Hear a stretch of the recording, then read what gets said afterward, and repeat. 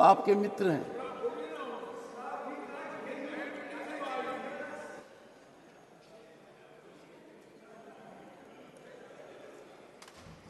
Honorable members,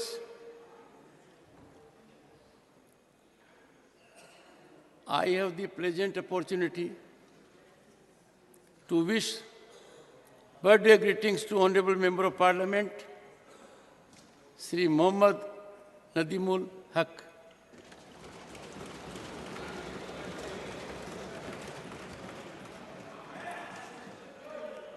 Sri Haq has been a member of this House since April 2012. He is serving his second term in the House from April 2018.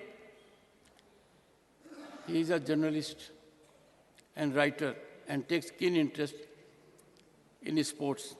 Sri Haq is married to Srimati Farah Khan and is blessed with son Fardeen and daughter Farheen. On my own and your behalf, I wish him a long, healthy, and happy life. Papers to be laid on the table.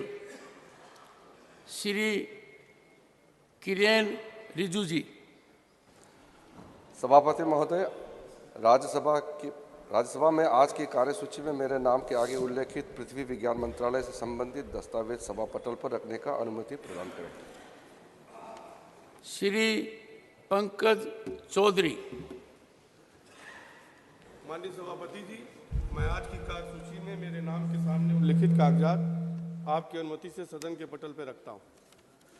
Shrimati Annapurna देवी।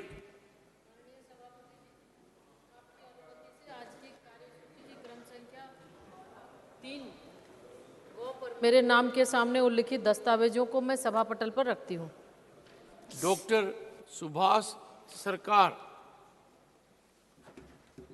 आदरणीय सभापति महोदय, आपकी अनुमति से आज की कार्यसूची की क्रम संख्या 2D पर मेरे नाम के सामने उल्लिखित दस्तावेजों को मैं सभा पटल पर रखता हूँ। नमस्कार।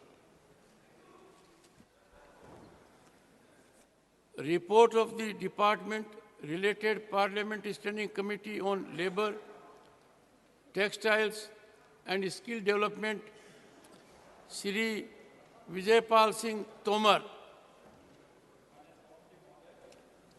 आपकी अनुमति से मैं आज की कार्यसूची में अपने नाम के सामने अंकित श्रम और रोजगार मंत्रालय से संबंधित कर्मचारी राज्य बीमा निगम ESI योजना के तहत प्रयोजक और हितलाभ ESI अस्पतालों का कार्यकरण और कानूनी निधि प्रबंधन विषय के संबंध में विभाग संबंधी श्रम वस्त्र और कौशल विकास संबंधी संसदीय स्थायी समिति 2022-23 के 91 प्रतिवेदन की एक प्रति अंग्रेजी तथा हिंदी में सभा पटल पर रखता हूं। Reports of the committee on public accounts, Shri Shakti Singh Gohil. With your kind permission, I rise to lay the Hindi and English version of the report number 74th and 75th of Public Accounts Committee 2023-2024. As listed against my name in today's list business at serial number 3B. 1. 74th report on groundwater management and regulation. 2. 75th report on issues related to cultural institutions. Thank you, sir. Statement by Minister, correcting answer to question, Dr. Subhash Sarkar.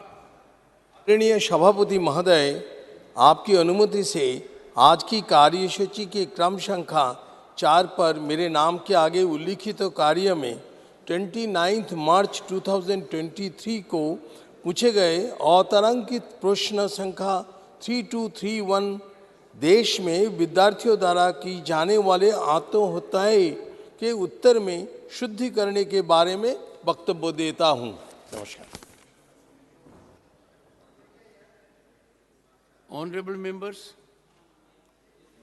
I have to inform honorable members that the Business Advisory Committee in its meeting held today on the 20th September 2023 has allotted time for government legislative business as follows. Consideration and passing of the Post Office Bill 2023, time allotted 2 hours.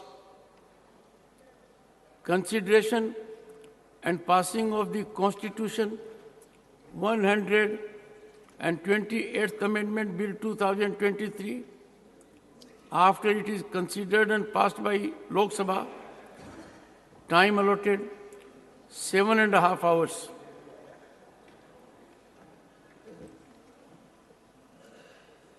Honorable members, I may inform you that the chamber, lobby and galleries referred to in the rules of procedure and conduct of business in the Council of States, Rajya Sabha, shall mean, honorable members may take note of it, shall mean the chamber, lobby and galleries of the Parliament House of India as notified on 18th September 2023.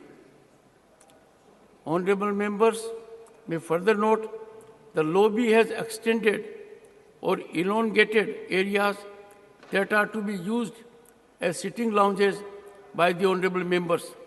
Accordingly, the said areas shall also be included in the definition of lobby for the purpose of the rules.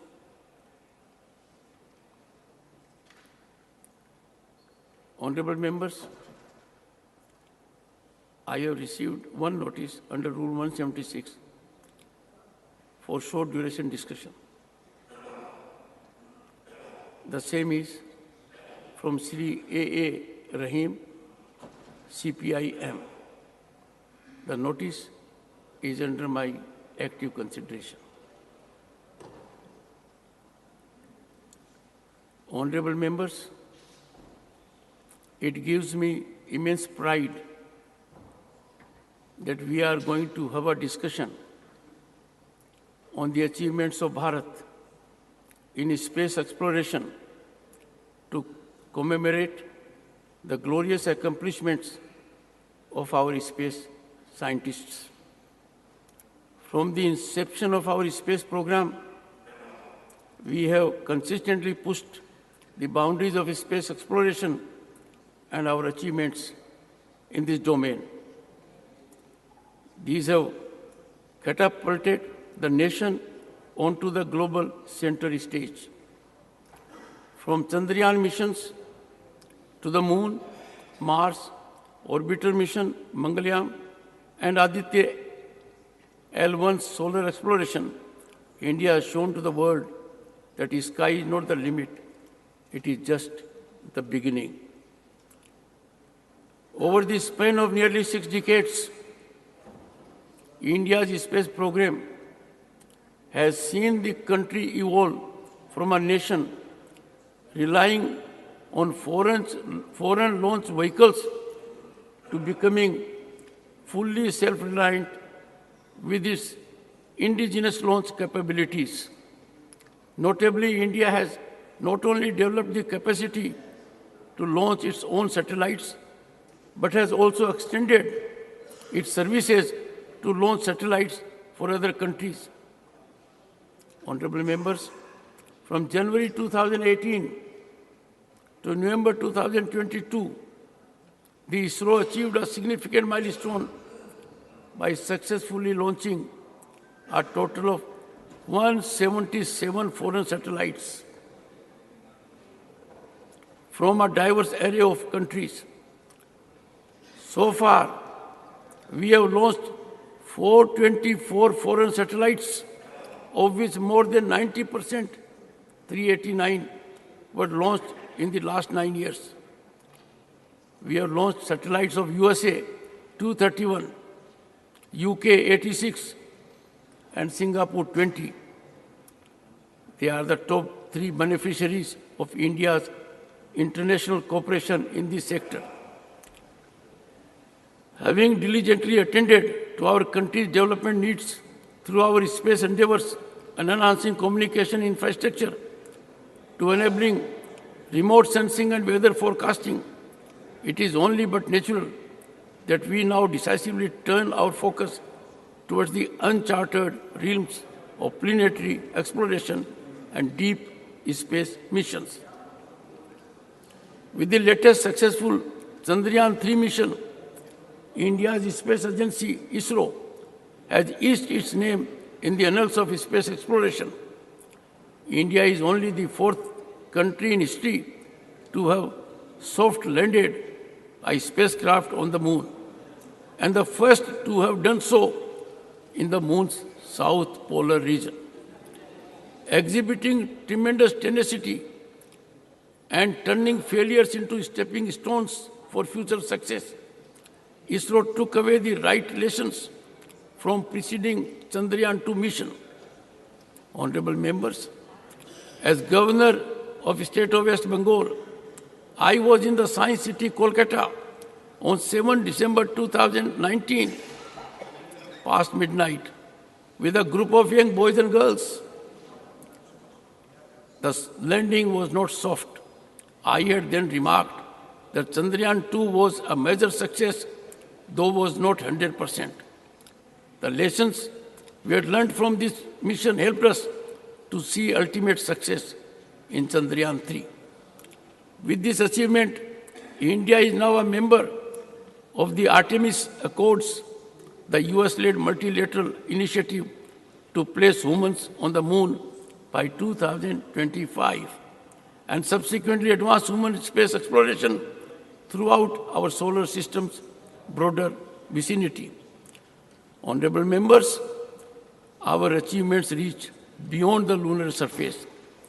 India's Mars orbital mission, unofficially known as Mangalyaan, showcased our ability to reach the red planet on our maiden attempt. The Mangalyaan spacecraft successfully entered Mars orbit on September 23, 2014, making ISRO only the first Asian and the fourth country in the world to do so, and it achieved this feat with unparalleled cost effectiveness. Just as we were celebrating the achievements of Chandrayaan-3 mission, ISRO unveiled yet another ambitious endeavor, the Aditya L1 mission. Launched just last week, this mission seeks to gain a deeper understanding of the Sun from a unique vantage point approximately 1.5 million kilometers away from the Earth that allows for continuous and uninterrupted study of the Sun. With this mission, India is poised to join an exclusive group of countries dedicated to the study of our nearest star, the Sun. Following its successful missions to explore the Sun and the Moon, ISRO has an array of exciting future endeavors. I am delighted to know that it is now setting its sights on the second most scorching planet in our solar system, Venus. Chandrayaan-1, ISRO's upcoming spacecraft, will likely be launched by end of December 2024. Our scientists and engineers have meticulously crafted Chandrayaan-1 to withstand the extreme conditions of Venus and to operate under the most challenging circumstances. With 3 more launches on the horizon, spanning this year, and the next ISRO is positioned advanced Earth monitoring, demonstrate advanced capabilities for precision proximity operations in space, and explore some of the most enigmatic objects in the universe. Having said that, honorable members, I believe ISRO's journey into space exploration has been nothing short of extraordinary. Its achievements in reaching uncharted territories in space garnered international attention. What truly sets ISRO apart, however, is its ability to achieve these remarkable feats at a fraction of the cost when compared to some of the world's other major space agencies, such as NASA and the European Space Agency ESA. Emphasis on indigenization of critical components and reducing reliance on imports has been a critical aspect of its cost-effective approach and has indeed sparked discussion within the international space community. Taking a giant leap forward, a brighter, more innovative and economically robust future in space exploration, the Indian space policy of 2023 welcomes private enterprises into the realm of space exploration. It acknowledges that the private sector possesses the innovative spark, the entrepreneurial spirit, and the financial acumen to propel India's space ambitions to greater heights. The implications, honorable members, of this decision are profound. India's journey in space exploration is indeed a matter of national pride. As we look forward to many more chapters of discovery, innovation, and global collaboration in the thrilling saga of space exploration, let us celebrate Bharat's unstoppable journey to greatness. I now invite the Honorable Leader of the House, Shri Piyush Goyal, to initiate the discussion on India's glorious space journey marked by successful soft landing of Chandrayaan 3.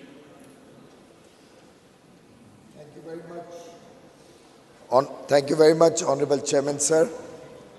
It's indeed a matter of great pride for the entire nation and for all of us in this august house that you have permitted this subject to be taken up as the very first subject in the new precincts, and truly something which makes every single Indian, 140 crore Indians, proud of their scientists, proud of their Indian industry who has contributed in big measure to various components that have come into the entire mission.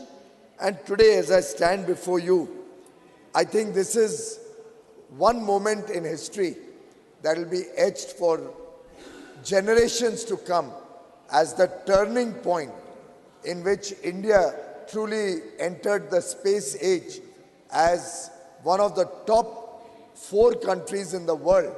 And then, as you very rightly pointed out, Chairman Sir, the fact that we were the first country in the world to land on the south pole of the moon is by itself giving us a completely new and elevated pleasure. Honorable Chairman Sir, ISRO, the Indian Space Research Organization, has truly, by scripting this glorious chapter to India's space journey and proving that even the sky is not the limit for India, really made the entire nation very, very proud and scripted this new space journey. Honorable Chairman, sir, the successful landing of Chandrayaan 3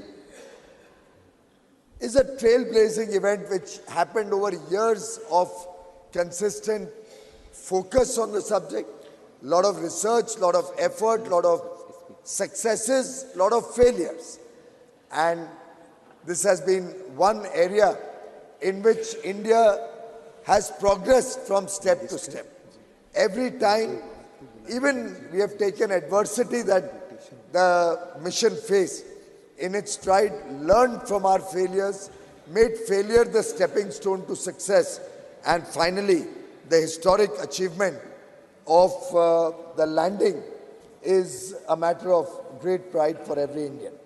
In fact, 3 lunar missions in 15 years, it almost feels as if the moon is beckoning India, as if the moon is awaiting India, and more particularly so when we see the images coming out from there, when we see the messages that ISRO comes out, I think each successive success is strengthening our resolve to capture the space. Honorable Deputy Chairman, sir. Today we stand before the world, unlocking new avenues of scientific discovery with a new confidence, the self-confidence of an Atmanirbhar Bharat, the self-confidence of a country which produces the highest number of STEM graduates in the world, the self-confidence of a country which today stands before the world with one of the lowest cost missions and one of the most effective and speedy successes that any other country could have achieved. I remember that picture where in the Chandrayaan-2 mission, where after having almost come so close to the surface of the moon, for a small technical reason we were not successful, a lot of naysayers had started trying to run down the Indian mission, run down ISRO, run down our scientists.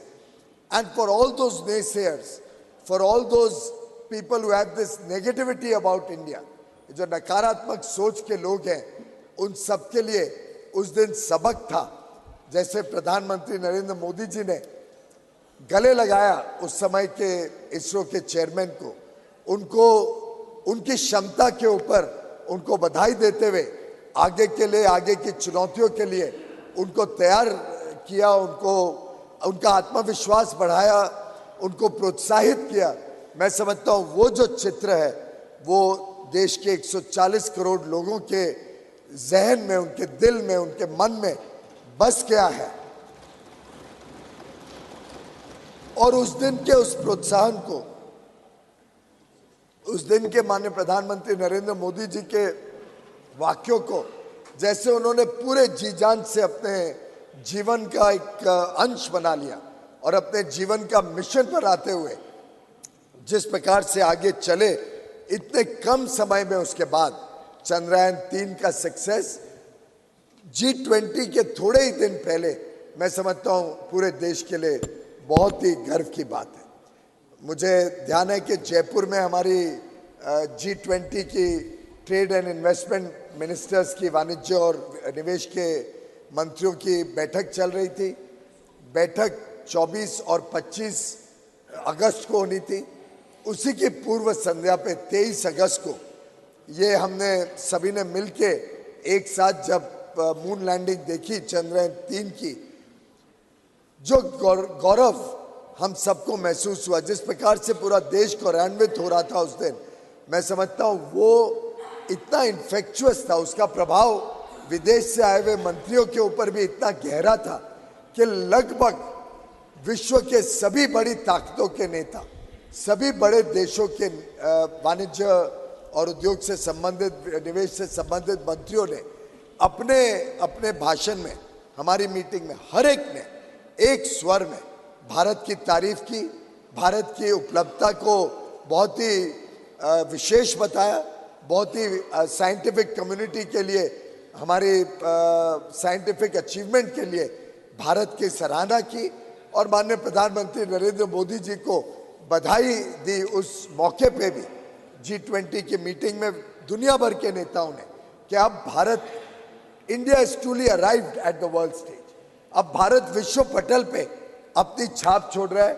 और ये message आज भारत से बढ़ के पूरे विश्व में गया कि भारत अब बड़ी बड़ी चुनौतियों को सफलतापूर्वक भी पूरा कायम कर सकता है, सफलता प्राप्त कर सकता है।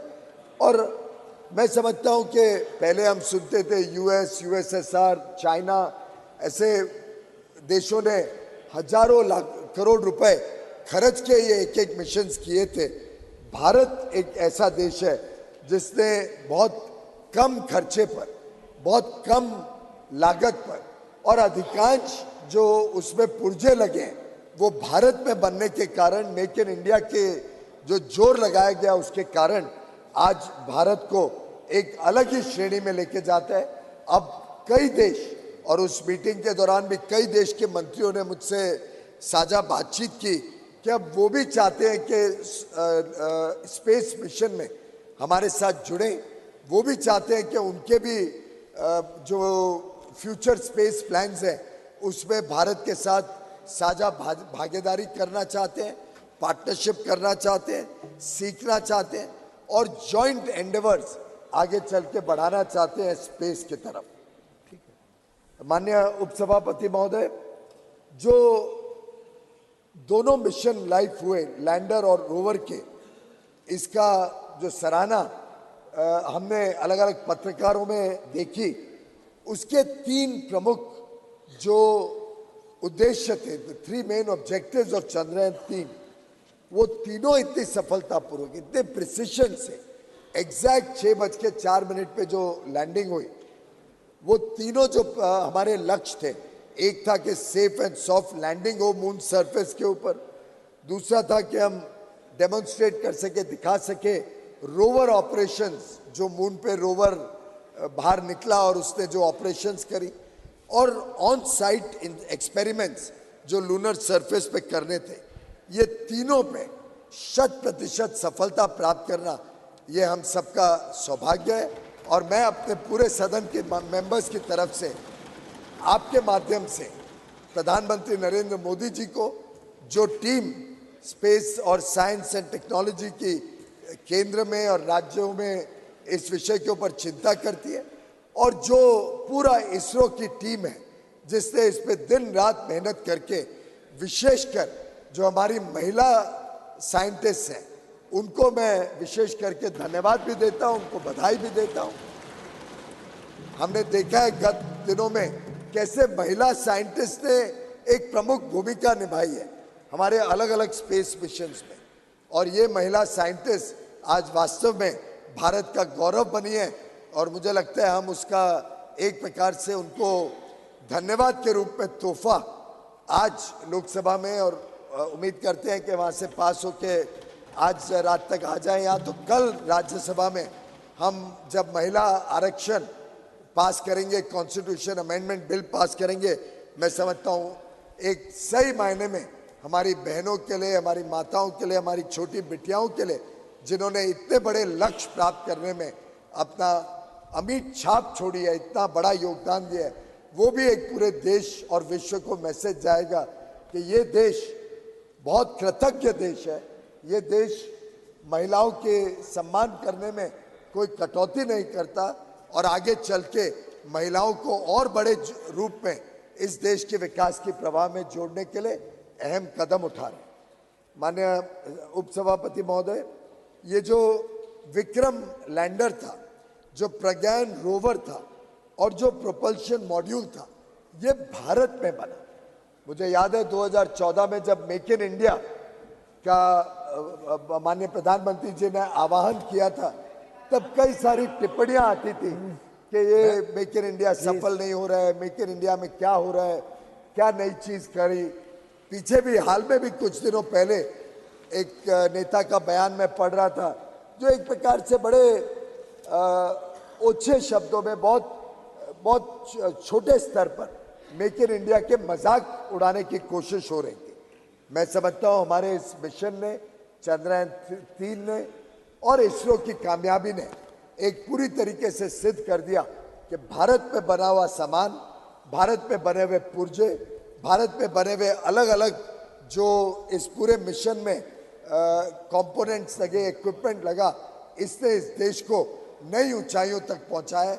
और आज पूरा विश्व भारत की तरफ देखता है, जब वो देखते हैं कि हमें मैन्युफैक्चरिंग कैपेबिलिटीज चाहिए, हमें टैलेंट चाहिए, हमें स्किल्स चाहिए, तो उनको एक देश जो नज़र आता है, विश्वसनीय देश, एक विश्वसनीय साझेदारी में भाग लेने वाला पार्टनर, तो वो भारत है। और भारत के ऊपर आज विश्व की भी निगाहें टिकी हुई है, विश्व का विश्वास बना हुआ है। माननीय उपसभापति महोदय, अगर हम डिज़ाइन कैपेबिलिटीज़ देखें तो जो डिज़ाइन कैपेबिलिटीज़ डेवलप हुई हैं चंद्रयान-3 के दौरान, उससे हमें आगे चल के बहुत लाभ होगा। और हमने अलग अलग तरीके से देखा है कि स्पेस टेक्नोलॉजी का लाभ भारत की विकास यात्रा में सिर्फ स्पेस नहीं, लेकिन हमारी लोकल डेवलपमेंट में भी बहुत बड़ी तरीके से लाभ देता है। जैसे कि माननीय सदस्य जानते हैं, आप भी भली बात ही आपने देखा है, पीएम गति शक्ति, ये क्या है? ये एक प्रकार से स्पेस टेक्नोलॉजी का इस्तेमाल करते हुए भारत के आधारभूत सुविधाएं, भारत के इंफ्रास्ट्रक्चर को और मजबूती देना और गति देना और प्रगति को तेज करना, उसका एक साधन है। पीएम गति शक्ति में स्पेस टेक्नोलॉजी इस्तेमाल करके अलग अलग लेयर्स ऑफ टेक्नोलॉजी, अलग अलग लेयर्स ऑफ डेटा जो तैयार किया गया, जो स्पेस से मैपिंग की गई, और इसका काम माननीय उप सभापति जी, प्रधानमंत्री जी जब मुख्यमंत्री थे, गुजरात के मुख्यमंत्री थे, आज से 12-14 साल पहले उनके मन में एक कल्पना आई थी कि स्पेस टेक्नोलॉजी का मैक्सिमम इस्तेमाल भारत में कैसे किया जाए, भारत कैसे लाभ ले सकता है स्पेस टेक्नोलॉजी का। तब उन्होंने बाइजैक नामक एक संस्था गांधीनगर में एस्टैब्लिश करी और बाइजैक के माध्यम से ये शुरुआत करी कि कैसे भारत के आगे के भविष्य के विकास यात्रा में आधुनिक सुविधाएं और सफलतापूर्वक हम भारत को एक international centre for manufacturing, trade and business बना सके। लाखों करोड़ों लोगों को नौकरियां देने के लिए जो हम काम कर रहे हैं, उसके लिए स्पेस टेक्नोलॉजी का इस्तेमाल करने का जीता जागता उदाहरण अगर कुछ है तो पीएम गति शक्ति है। तो इस प्रकार से स्पेस से जो जो हम सीखेंगे, जो जो चंद्रयान 3 की उपलब्धियां होंगी, उससे आगे चल के भारत में जो इंफ्रास्ट्रक्चर डेवलपमेंट हो रहा है, भारत में किस प्रकार से आगे हमें क्रिटिकल मिनरल्स रिसोर्सेज पे काम करना है, अलग अलग तरीके से ये स्पेस का रिसर्च भारत को नई ऊंचाइयों तक लेके जाएगा।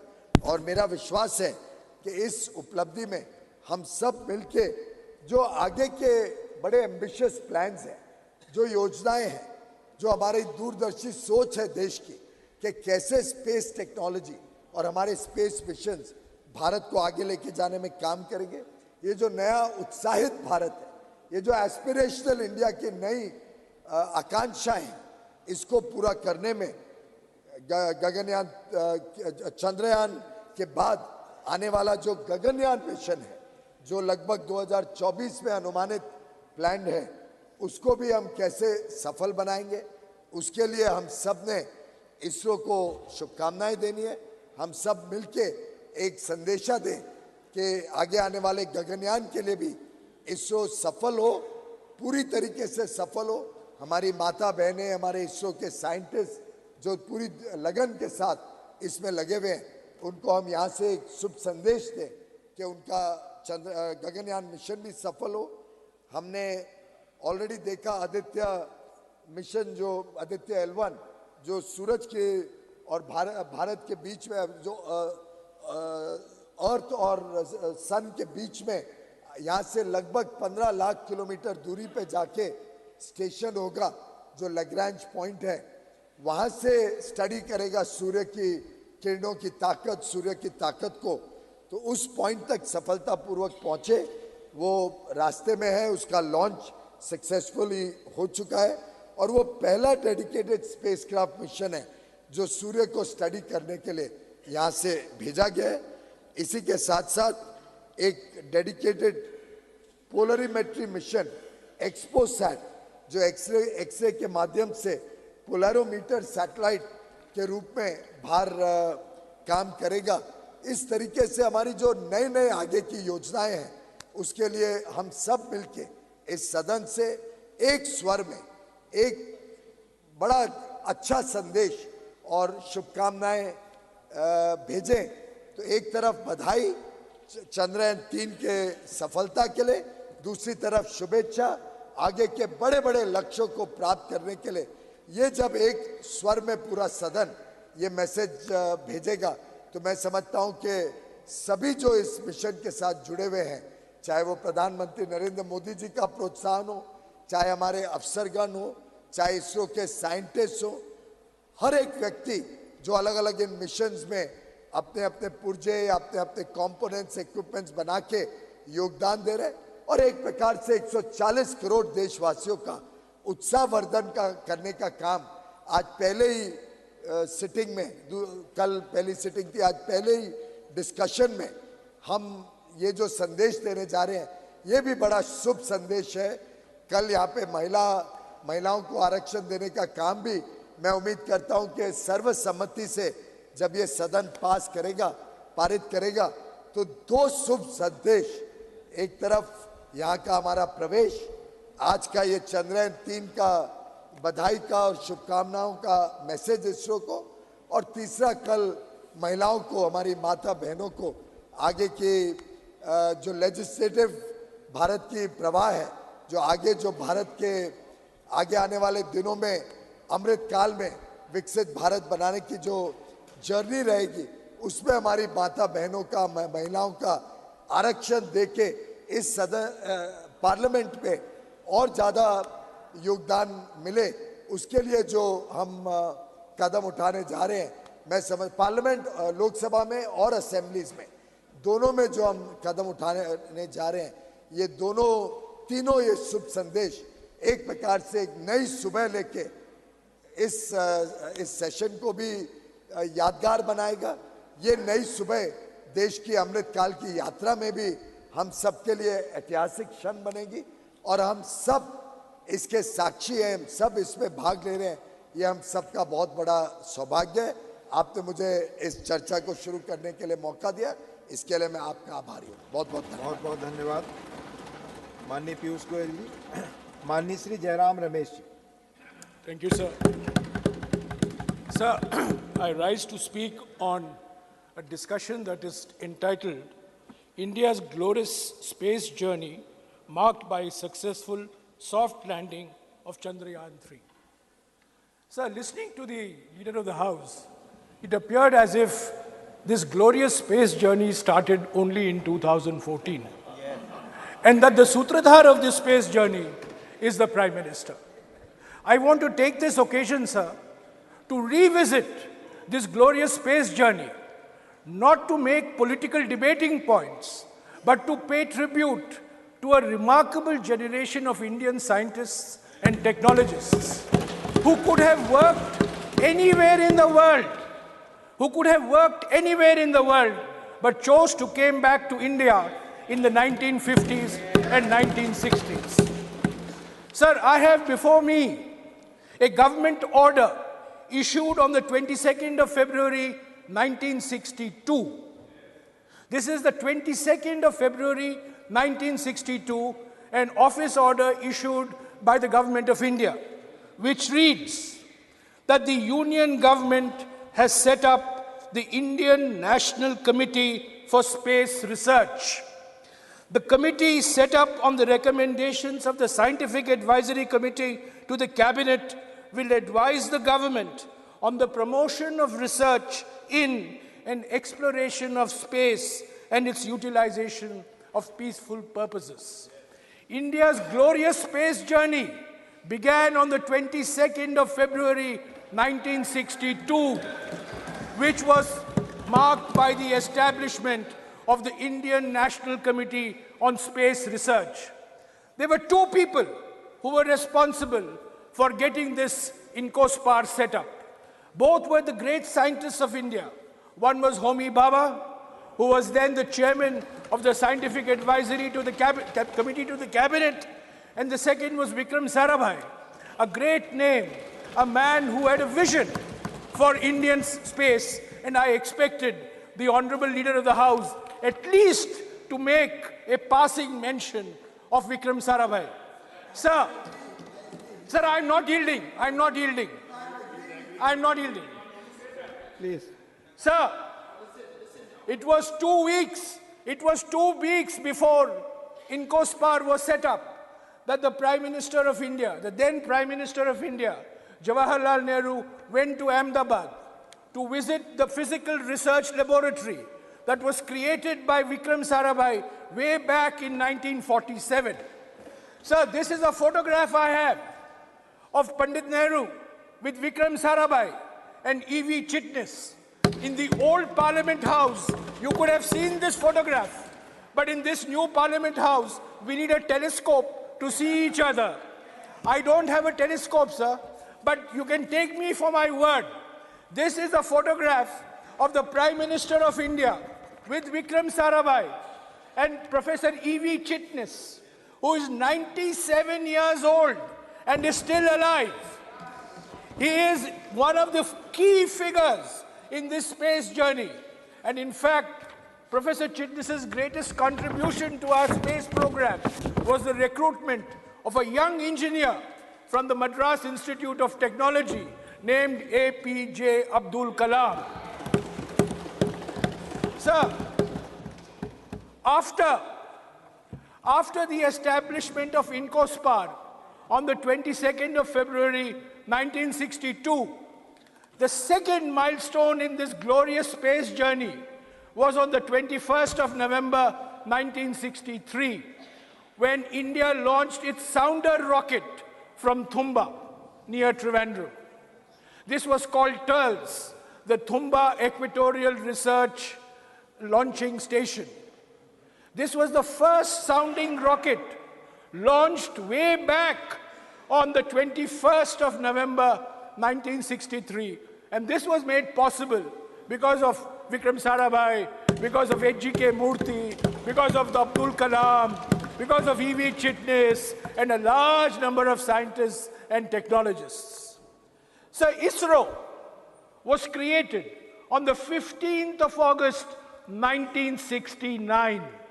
This was when Vikram Sarabhai created the Indian Space Research Organization to give a developmental boost to the Indian space program. So the Indian space program is the only program in the world that has not come out of the military sector. It has been a civilian program all through. The Indian space program is the only program to have a developmental thrust, the use of space for remote sensing, the use of space for rural development, the use of space for communication, for weather forecasting. This is being the hallmark of India's space program going back to the creation of ISRO on the 15th of August 1969. So, on the 25th of December 1971, unfortunately, Vikram Sarabhai passed away very suddenly at the young age of 52. He died of a heart attack in Kovalam Beach near Trivandrum. The Indian space program was then faced with a huge crisis. It had lost its Karta Data. It had lost its Nirmata. It had lost its visionary, Vikram Sarabhai, who had lived and dreamt of India as a space power. It was then that the then Prime Minister of India, Indira Gandhi, took what I consider to be the most important step that has made India the space power that we are all proud of today. So she wrote a letter to an Indian scientist who was then taking a sabbatical at the famous California Institute of Technology in Pasadena in California. The name of this scientist is Satish Dhawan, and it is in his honor that our launch center in Sriharikota is called the Satish Dhawan Launch Center. So, Indira Gandhi wrote a letter on the 7th of January 1972, and I wish to quote a few lines from this letter. This is the Prime Minister of India writing, "Dear Dr. Dhawan, Vikram's sudden and tragic death has deprived our entire space research program of leadership. You are aware of the heavy investment we have made in it. The 10-year profile of the development of space shows the extent of our commitment. We cannot afford to allow the entire organization to crumble. I should like you to accept the stewardship of our space program, which I am proposing to separate from the Atomic Energy Commission. Till 1972, space and atomic energy were together. But it is in 1972 that space gets separated from the Atomic Energy Commission. It will be for you to structure this new organization. Please let me know urgently when I may expect you to return and what arrangements you would like us to make for the interim period. I hope you will respond to an emergency situation in a sensitive area of national importance." This is a letter written by the Prime Minister of India to a scientist taking a sabbatical in California who was then the director of the Indian Institute of Science, Satish Dhawan. Sir, Satish Dhawan immediately accepted the offer of the Prime Minister. He put some conditions that he would like ISRO to be headquartered in Bangalore. He would not like to be posted in New Delhi, that he would like to continue as the director of the Indian Institute of Science, and he would like full freedom to run ISRO the way it should be run. The Prime Minister of India accepted and acceded to all these conditions. So when he came back to India, when he took over as chairman of ISRO, her secretary, Mr. P.N. Haksar, sent Mrs. Gandhi a note. And I was fortunate enough to get a copy of this note in the archives. And Mr. Haksar wrote on the 25th of May, 1972, to the Prime Minister, Dr. Satish Dhawan is an extremely sensitive human being. Hitherto, he has led a relatively cloistered life, devoting himself to the pursuit of his own scientific specialty in the field of aerodynamics. I know he has many doubts and hesitations in accepting the responsibility of heading our space organization. And if he were to opt out of it, we literally have no one at present as the second best choice. It is therefore of vital importance that our Prime Minister should express in her own way her appreciation of the high sense of duty which has led Dr. Dhawan to respond to the PM's call to him.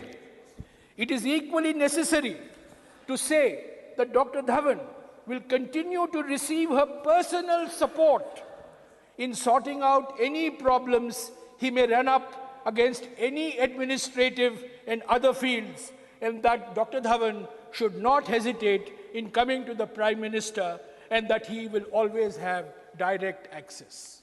So it is from this day onwards that Prime Ministers of India have held direct control of the Department of Space. It is from this day onwards that the chairman of ISRO, the chairman of the Space Commission, the Secretary Department of Space, three roles combined in one individual, have only reported to the Prime Minister and nobody else. So the glorious space journey that the leader of the House wants us to believe started in 2014. The first milestone was on the 22nd of February, 1962. The glorious journey that the leader of the House wants us to believe started in 2014, had its second milestone on the 15th of August, 1969, with the creation of ISRO. The glorious journey that the leader of the House wants us to believe begins in 2014, had its third milestone in 1972, July, when Satish Dhawan became the chairman of ISRO. Sir, the success of Chandrayaan-3 is based on the competencies, the capabilities, the capacities that have been created over a 60-year period. We launched satellites, but we first launched satellites on Soviet rockets. We did not have a satellite launch vehicle. In July of 1979, our first SLV launch failed. Dr. Kalam was in tears. So Dr. Satish Dhawan said, I am your leader. I will take responsibility for the failure. You sit at the back. That is leadership.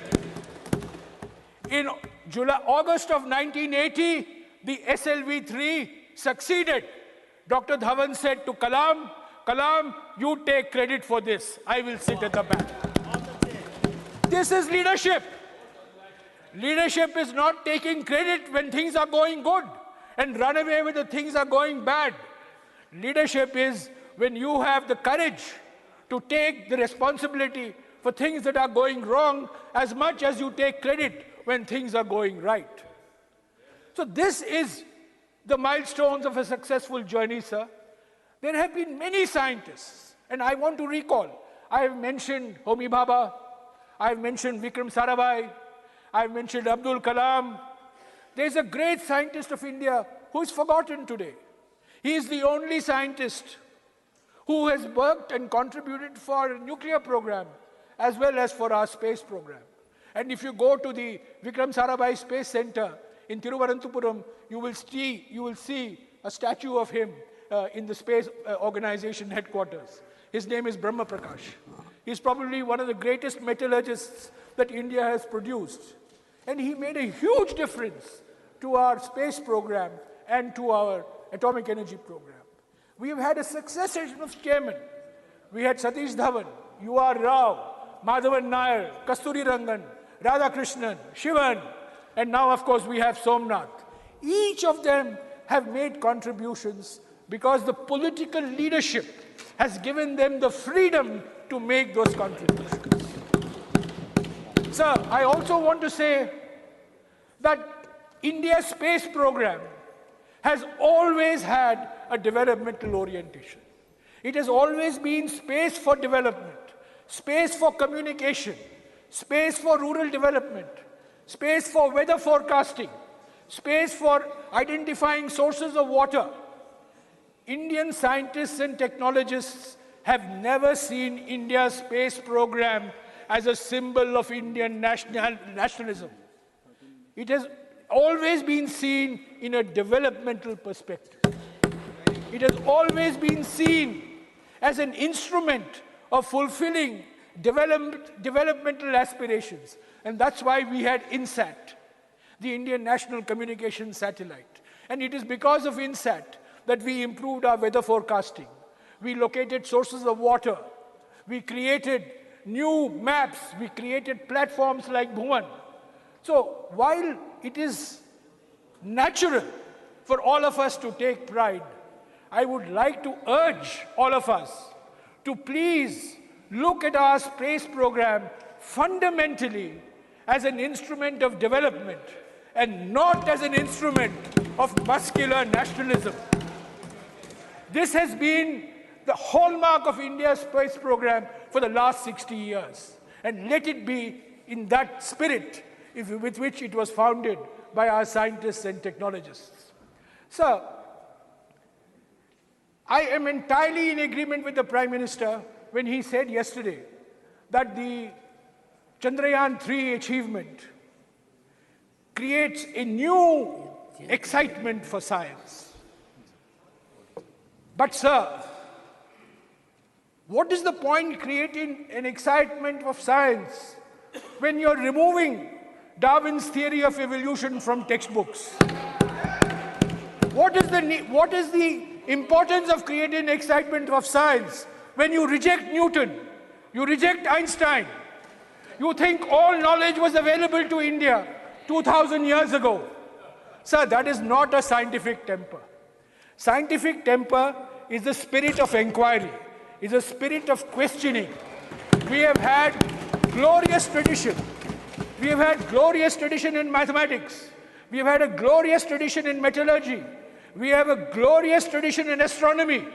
But, sir, let us take pride in our past, but let us not think that all of modern science, all of modern technology was known to us 2000 years ago. We have to move with the times. That is the scientific temper. That is the scientific spirit. If you reject science, if you do not give your scientific institutions freedom, if you do not allow scientific endeavor to flourish in a spirit of professionalism, you can have all the Chandrayaans of the world, but it is not going to make a difference to the minds of the young. So we have to create a scientific spirit, the spirit of questioning, the spirit of inquiry, the spirit of doubt. That is the spirit of science, which I hope will be created by this excitement. So, along with Chandrayaan-3, let us not forget Chandrayaan-1. Chandrayaan-1 was launched in 2008. And I have no hesitation in saying that the first announcement of Chandrayaan was by Prime Minister Atal Bihari Vajpayee on the 15th of August in 2003. After 2003, You had Chandrayaan 1 in 2008. You had Chandrayaan 2 in 2019. And you have Chandrayaan 3 in 2023. What does it mean? It means there is continuity in governance. If a Prime Minister refuses to acknowledge continuity in governance, if a Prime Minister believes that the world has started only when I became Prime Minister, if a Prime Minister believes that Indian science has become great, that the Indian space program has become great only when I became Prime Minister, sir, I beg to differ. Let us take, along with Chandrayaan 1, Aditya L1, which was also a great success. We have not mentioned it in your resolution. But this Aditya L1, the solar laboratory, which was launched 1 week after Chandrayaan 3. So when did Aditya 1 start? Aditya 1 started in the year 2006. It took 17 years for Aditya L1.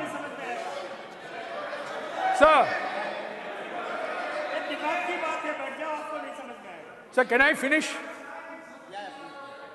Sir, it took 17 years for Aditya L1 to be conceived, to be planned, to be executed, and to be launched. The Honorable Leader of the House said, we are now making things in India. Sir, we have always been making things in India. Larsen and Toubro, Walchand Nagar Industries. There are so many Indian companies I can think of which have been associated with the Indian space program going back to the 70s. To say that suddenly after 2014, we have started making things for our space program is a complete distortion of facts. In fact, the Indian space program has always been based on creative partnerships with the Indian private sector and Indian public sector. Our nuclear reactors are made in India. Our rockets are made in India. Our launchers are made in India. Our satellites are made in India. And they were being made in India before 2014. Sir, I don't know what your intention is, whether you want to pass a resolution at the end of the discussion. But if you do want to pass, sir, let me finish, sir. If you do want to pass, please acknowledge that the capabilities, competencies, and capacities that have resulted in Chandrayaan 3's success are the results of investments made over the last 60 years. These are based on contributions of successive prime ministers. These are based on contributions of a large number of Indian scientists, large number of Indian technologists, many of whom we don't even know of, many of whom we don't even acknowledge. But I think today is the day when we should salute our Indian scientific community, our Indian technological community. So, it is the Indian scientists and Indian technologists who gave India the Green Revolution in the 1970s. It is Indian scientists and Indian technologists who gave India the White Revolution in the 1970s. It is Indian scientists and Indian technologists which have created our missile development program, the Agnis and the Prithvis and the Nags. And it is Indian scientists and Indian technologists who have given our space program the profile in the world that it has today. And I want to say one thing about these scientists and engineers, sir. So all the newspaper headlines, all our talk is based on our elite institutions of learning.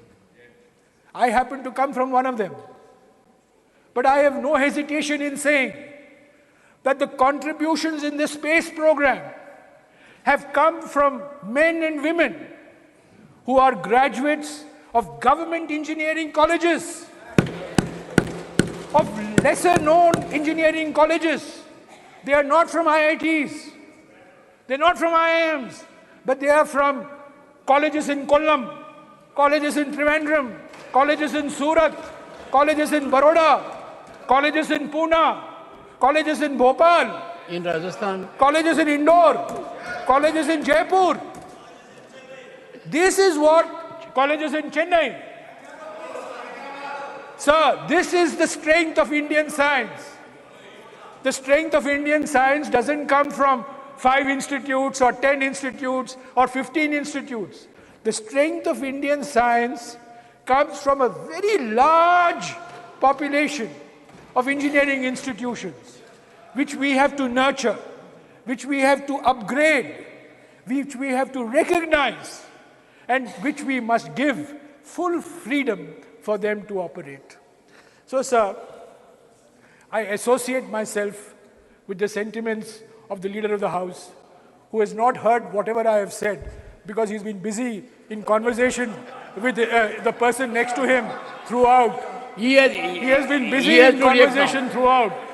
No. Take a Sir. Jairam, now you have made a reflection. Let him react. He has. And before that, Jairam was on right track. Jairam, you were on right track. But when I took the seat, you got little political. What is this? From science, you traveled to politics. Sir, I had got up in between also. Unfortunately, Jairam thought, Honorable Chairman, sir. You are on political life. Sir हमारा पुराना रिश्ता है sir, हमारा पुराना रिश्ता है और ये बड़े इन्होंने कुछ साल पहले आइंस्टाइन और न्यूटन को कंफ्यूज भी कर दिया था। पुराना उसको रिश्ता, याद नहीं दिलाऊंगा उनको। पुराना रिश्ता, पर आज उनसे भाषण सुनना पड़ा, प्रवचन सुनना पड़ा। पुराना रिश्ता, हमारे स्पेस प्रोग्राम का क्या उपलब्धियां हैं। पुराना रिश्ता और पुराना घाव मीठा दर्द देता है। Sir, I associate myself with the Leader of the House. We acknowledge, we salute, we applaud ISRO, the past members of ISRO family, the present members of ISRO family. We congratulate our Indian scientists. We congratulate our Indian technologists. I am sure that many more achievements are there in the years to come. But sir, I will only end by pleading that we need to give our scientific and technological institutions full freedom. We need to give our scientific and technological institutions full independence and professionalism. And we need to free our scientific and technological institutions of any political patronage and political interference and political intervention. So let us on that thought, acknowledge the glorious space journey that we have had. And let us also acknowledge the milestones that we have gone through, even though the Prime Minister and the Leader of the House may choose to airbrush them away from history. They are a fact of life. They cannot be erased from history. They are very much part of our space journey. I thought that it is important for me to remind the House where we have come from, the journey that we have taken, the achievements that we have had, the people who have contributed, rather than fall victim to this new impression that has been created that this entire accomplishment of Chandrayaan 3 and Aditya L1 is the result of only one individual. Thank you, sir.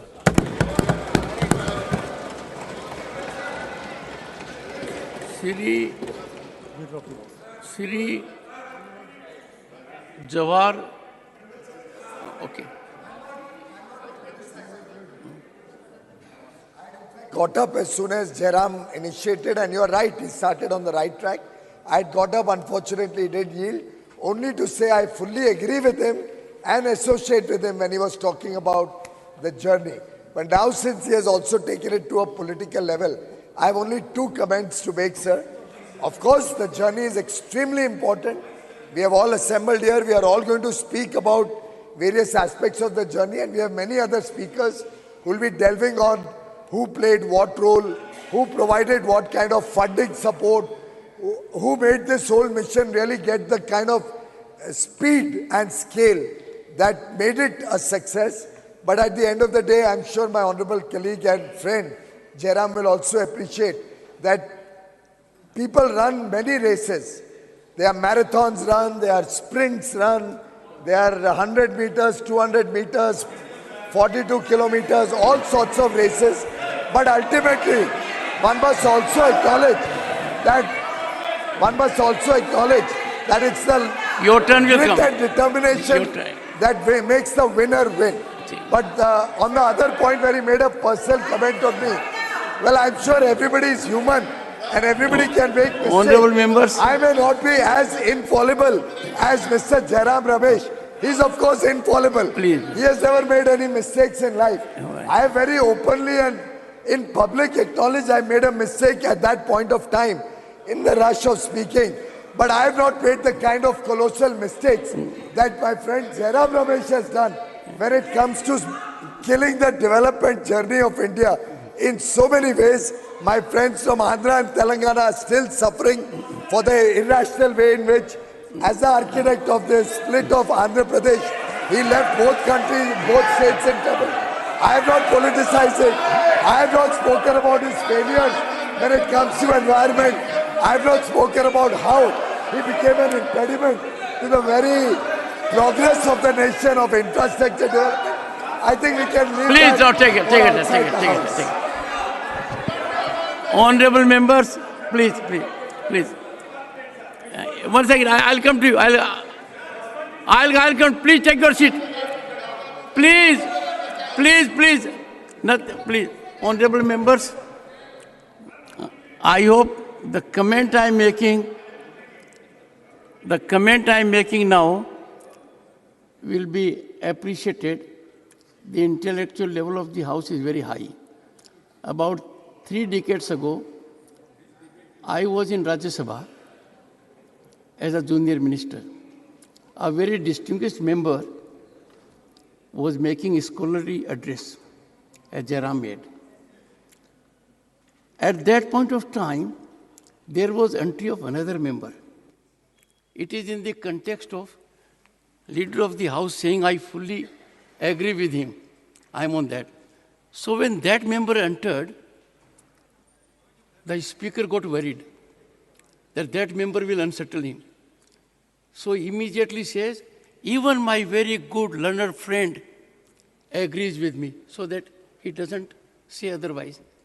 And came the swift comment, fools never differ. That was the comment. No, I said you have to understand, sir. I said it with apologetic mode. That if these two have agreed, we have to see in several perspectives. Mr. Jawar Sarkar, you will take a time, sir. Sir, No, what did you say, sir? One second. One second. look at the rejoinder of the leader of the House No. after such a brilliant speech, bringing in Telangana and division of Andhra Pradesh. Honorable Sir, that's members. absolutely shameful. One second. No, it is deleted. It is deleted. Where is the shamefulness? Where is Please. the shamefulness? I You think see, it is between two deleted. friends, don't come in the way of that. The comment is not on record. And honorable members, after a long time, we had a good debate. After a long time, the people were informed. Maybe there is a political put which will be there both sides and all sides. But after a long time, we are on track. And therefore, we must appreciate it. My comment, light comment was in that direction only. Let us play. No. I'll look into it. But all I'm saying is, after a long time, we have had some return to a situation where outside people will get some knowledge. They will get inspired. All sides. You want to say something, ma'am? Yes, ma'am.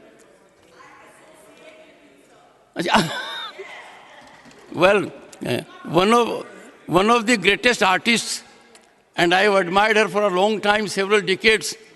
If she associates with sentiment, it's a great positive gain for all of us.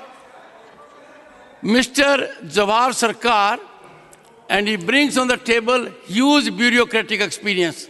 Mr. Jawar Sarkar. Thank you, sir. As I can't see any clock, I hope my time starts now. Sir, the first point that I would like to make is across the House. 21 minutes.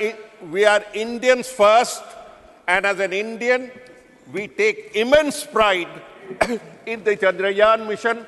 We take immense pride in the scientific achievements of India, irrespective of what part of India we come from, what we represent. That is the first basic point that we have to remember. India is a continuum. India is eternal. And we cannot slice a part of India and say, this was my part and all the credit happened during this part. All the discredit happened during that part. We were all part of a continuum. When we talk of Chandrayaan, Mr. Jairam Ramesh has explained in great detail, the chair also has explained in great detail, the whole journey of Chandrayaan, and that it spans for 6 decades and more. Numerous individuals have contributed to it. Today is a time when we need to remember them. We need to celebrate the moment, but we also need to remember our history. We also need to celebrate history. So I'll begin with where Mr. Jairam Ramesh said, the great contribution of Pandit Nehru to the whole episode, to the whole journey. As Indians, no one can deny, I am not speaking parochially, no one can deny the immense contribution of the man who introduced scientific temper in India, the man who introduced all forms of scientific research, Vikram Sarabhai. We have come to a new house and there should be a new approach. Instead of only political leaders, we should celebrate the images, the statues of Vikram Sarabhai, of Abdul Kalam, of Homi Bhabha. These are the ones who took us to where we are. We have to admit that it is this, the great leadership, the great vision, the unending toil of Homi Bhabha, of Satish Dhawan, of Vikram Sarabhai, of Abdul Kalam, where we are today, where Abdul Kalam, where we are today. We also cannot acknowledge or disacknowledge or deny the role played by the Prime Ministers. The present Prime Minister must have surely contributed to this great journey, but that does not mean that earlier Prime Ministers who laid the path did not contribute and should not be forgotten. As an Indian, my heart leaps when I see our space launch vehicles propel these satellites of other countries and place them in space. We do a big favor to the rest of humanity, to other nations, and my heart leaps. But my heart is big. As an Indian, as a person who shares the timelessness of India, we should have a big heart. The big heart that not only takes space launch vehicles, take only satellites, but also propels ideas. Today, my heart leaps with joy for another reason. And the reason is that science is finally gaining over superstition. Science is finally gaining over superstition. We have to believe in both experimentation, in empiricism and evidence before we open our mouths. Before we open our mouths, we must think of the consequences of what we are saying. Experimentation, empiricism and evidence. How can someone say that Ganesha's head was placed by plastic surgery? We had his Chaturthi yesterday. How we believe in the greatness of Ganesh. But how can you say that his head was placed by plastic surgery? How can you talk of stem cell surgery, stem cell science, bringing in a particular large section in the Mahabharata?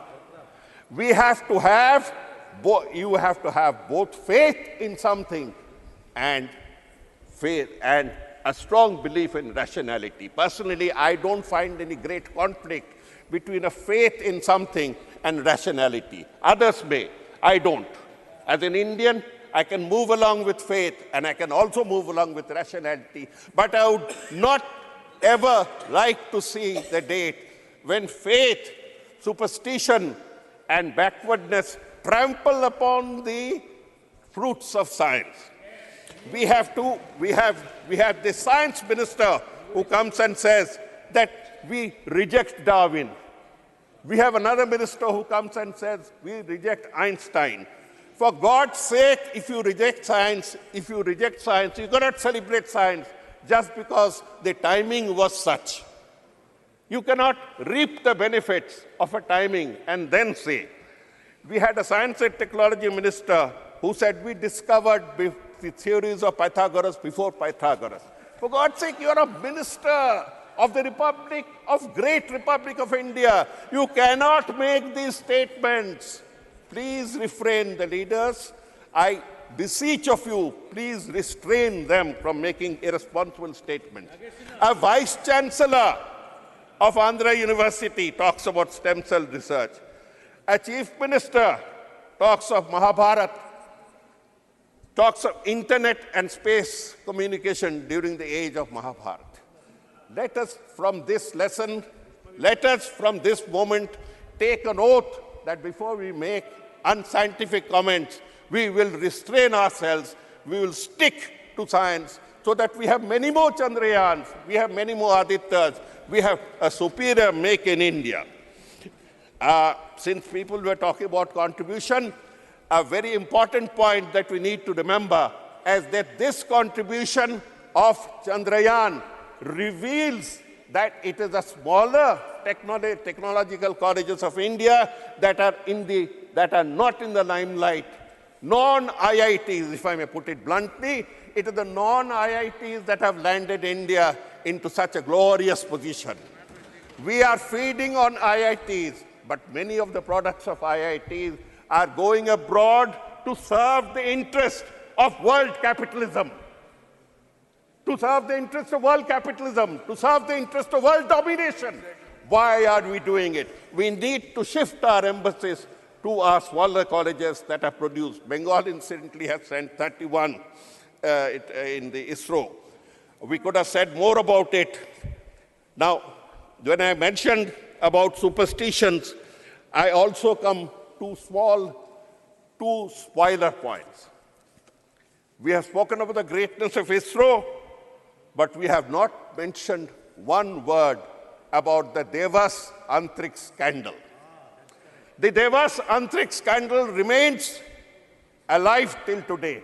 A few months ago, the Delhi High Court has pronounced a judgment which will make you shiver. They say there is poison in the seed. The entire thing is a poisoned effort. It doesn't matter to me which regime did it.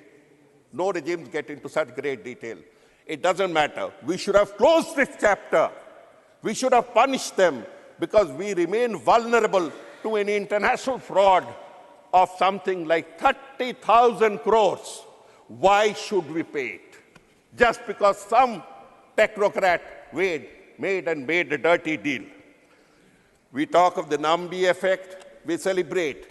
We can celebrate science, we can celebrate the effects of science, we can celebrate our victories, but do not, as the chair has said, bring politics into it. This brings me to a point where I say that if you want to really move forward with more Chandrayans, with more Adityas, with more progress in this domain, free science. Free science. You have made science subservient to the rules of the bureaucracy.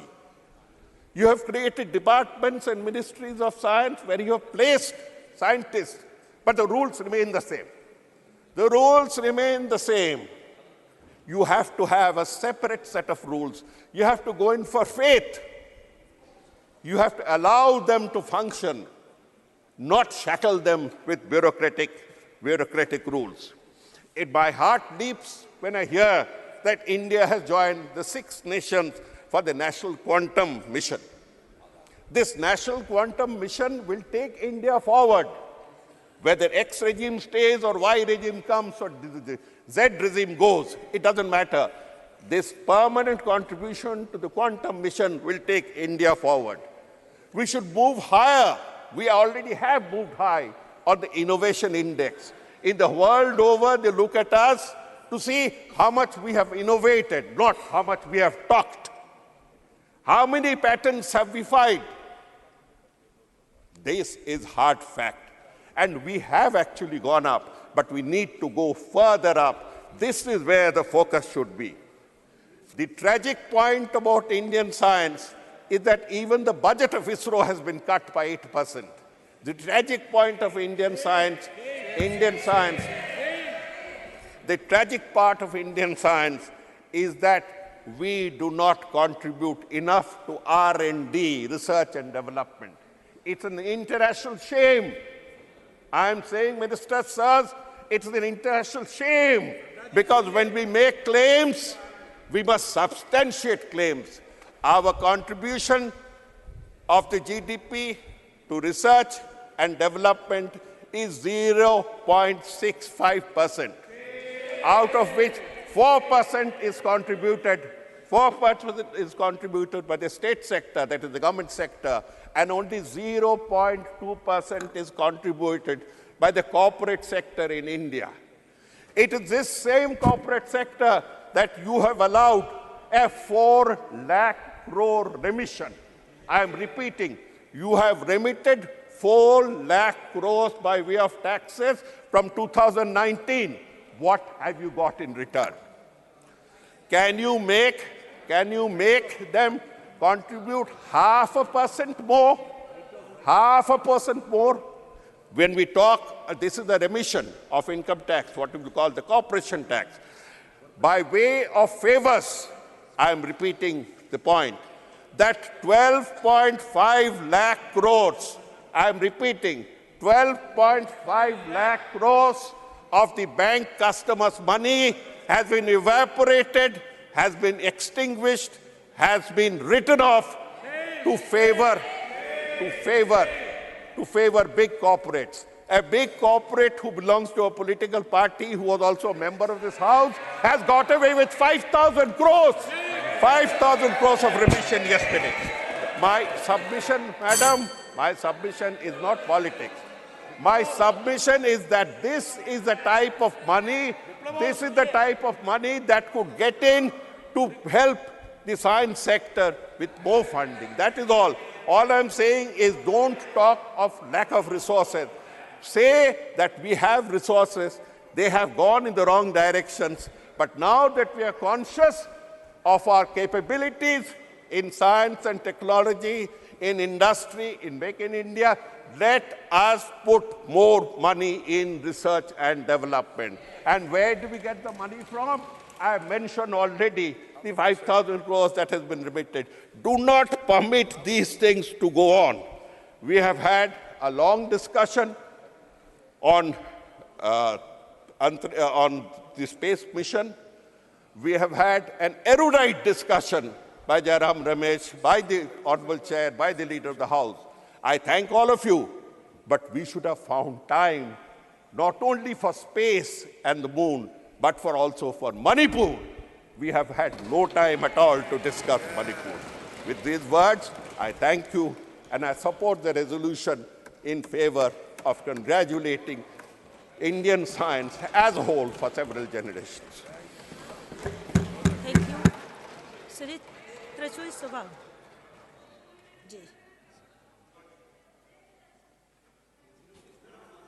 Thank you, Madam Chairperson. I am very proud to participate in this discussion of India's glorious space journey marked by successful soft landing of Chandrayaan-3 on the moon, as a citizen of India and not of Bharat. Really, it's a proud moment. The whole world is celebrating. Chandrayaan-3 has landed in the moon very softly, and the lander and rover are doing their works very softly. But we landed in this new parliament building and only turmoil and turbulence are seen for the past 2 days. That is moon and this is parliament. Very happy moment that India is the first country to have landed in the south pole of the moon, which is being celebrated across the world, though it stands for among the other countries who have reached the moon. After this successful mission, India's space industry, exploration industry is being talked much about in a big and proud way across the world. And the Indian spacecrafts are being considered and seen as milestones of this sector. All this credit goes to the team of the ISRO. The relentless pursuit, the dedication, and their passion has made this country globally very famous. And I don't want to repeat what Mr. Jairam Ramesh told or Mr. Sarkar spoke here. Yes, the history is very long. And Vikram Sarabhai, who has to be recollected at this moment, started the ISRO journey from a church. The church gave its praying space for Vikram Sarabhai to launch his first rocket when he was searching for a suitable space. So for this, no caste, no religion, no anything, it is India. And India has traveled a long way, and now we are reaching to heights which is being appreciated. So very importantly, I want to make here something very emphatically. The mission director of this Chandrayaan-3, which is being very much celebrated, is Mr. Veera Muthuvel. He is from Viluppuram, Tamil Nadu, where our finance minister has also studied schooling. And he studied in a government school. He went to Coimbatore and did his engineering in Lakshmi Engineering. And then he came to Tiruchi, to my place, and did his NIT. And now he is considered to be a very shining example for all the aspiring scientists and engineers who are indulged in aerospace. And added to that is Chandrayaan-2. It is one Vanitha Muttaya. She is from Chennai, very ordinary, humble family. She also studied from a government school, studied in various engineering colleges in Tamil Nadu, and now she was the project director of Chandrayaan-2. And Chandrayaan-1, Mailsamy Annadurai, who is called as the Moon Man, he was the first one. 1969, Apollo landed in the moon with Armstrong, but they returned. But it was the mission of Mailsamy Annadurai which came with the result that there is water is available in the moon, and that is being held across the world. He is responsible for 60 satellites which have been successfully launched by the ISRO. He is also from a very humble family. He studied in the government school and have achieved. And now the Aditya #1, Aditya 1, going to explore the sun. The mission director is one Nisha Shaji Sultana from Sengote of Tamil Nadu, southern end of Tamil Nadu. She also is from a very humble family, and she studied in a government school and did her engineering. So what has been established by all these things means, to achieve something, a person need not study in a government school, a person need not go abroad to get their education. And all these students and all these engineers who have succeeded are from Tamil medium school. And their second language is only English. So to reach the space, Veera Muthuvel, the successful mission director of Viluppuram, started from Viluppuram and landed in the moon without Hindi and Sanskrit. So we are very proud to say, these scientists have not only taken the position of India globally, that India's ISRO's space exploration is par excellence than the developed countries. So also they have established even persons from ordinary family who are expertised in their own mother tongue and having English as their link language can successfully achieve many things. So this is a very, very important thing we have learnt in this, and we have to compliment every one of the scientists. Sivan, who was the former chairman of ISRO from Kanyakumari, and now the chairman, Mr. Somnath, all have made us very proud. And this parliament, cutting across the political parties, as I said, has citizens of India and responsible members of parliament, and I from DMK party, Veera Muthuvel was immediately called and being appreciated by our Chief Minister M.K. Stalin after the mission was successful. So we, as members of parliament, with all responsibility and with proudness, let us compliment and congratulate the team of ISRO for having taken India globally to a very, very remarkable place. Thank you very much. Thank you. Shri Sandeep Kumar Pathak.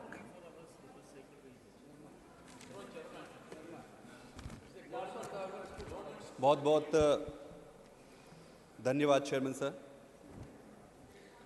आज मैं पूरे देश को बधाई देना चाहता हूं इस बहुत ही महत्वपूर्ण सफलता के लिए, और सबसे ज़्यादा उन वैज्ञानिकों को और उन लीडर्स को जिन्होंने इस पे कंट्रीब्यूट किया है। आपको ये बताना चाहूँगा कि स्पेस मिशन की शुरुआत स्वतंत्रता से बहुत पहले हो गई थी।